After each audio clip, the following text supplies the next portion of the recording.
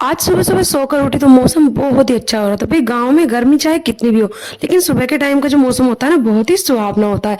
सुहावने मौसम को देखते हुए मैं पहुंच गई छत पर थोड़ी ठंडी ठंडी हवा खाने के लिए। छत पर पड़ी हुई थी चारपाई, थोड़ी देर इस पर बैठी। उसके बाद नीचे आई, नहा धोकर पूजा पाठ की तो भाभी ने दूध तैयार कर दिया।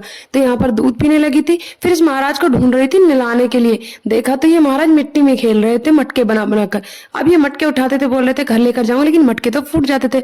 उसके बाद मम्मी को ढूंढा तो मम्मी अपनी धन्नो को नहला रही थी रगड़ रगड़ के। यहाँ पर मम्मी की धन्नो बहुत सीधी है, ये बहुत ही आराम से नहा रही थी। इसके बाद मम्मी ने इसे रगड़ रगड़ कर नहलाने के बाद बिल्कुल चमकदार बना दी और इसको बांध के आई। और ये थी मम्मी की बसंती, जो कि मुझे बोलती है अगर मैं इसके पास चली गई तो सींग पर उठाकर फेंक देगी। इसके बाद अपने बेटे को नहलाया धुलाया और यहाँ पर भाभी ने इतने में खाना भी तैयार कर दिया। खाने में थी आज भिंडी, खीरा, चटनी और मट्ठा। तो यहाँ पर हम दोनों ने गर्मा गर्म खाना एंजॉय किया, मैंने और मेरे बेटे ने। खाना बहुत टेस्टी बना था। भिंडी भाभी ने कुछ अलग ही तरीके से बनाई थी। दोपहर को आ गए हमारे घर में मेहमान।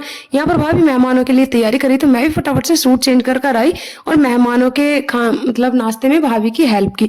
उसके बाद मैं मम्मी को ढूंढ रही थी। दोपहर का टाइम हो चुका था, देखा मम्मी फिर से धन्नो और बसंती के पास पहुंच चुकी थी, उनको न्यार पर बांधने के लिए। मैं भी पीछे आ गई, थोड़ी देर मम्मी के साथ यहाँ पर गप्पे लड़ाए। और इस गत्ते की हेल्प से मैंने हवा की, तो क्योंकि गर्मी बहुत ज्यादा थी, धूप हो रही थी इस टाइम कड़कड़ाती। और मैंने भी देखा कि न्यार कैसा था। इनका हरा चारा बिल्कुल एकदम मक्का थी, हरी हरी। और मम्मी ने यहाँ पर अपनी धन्नो बसंती को बांधी, और ये धन्नो बसंती की छोटी बहन।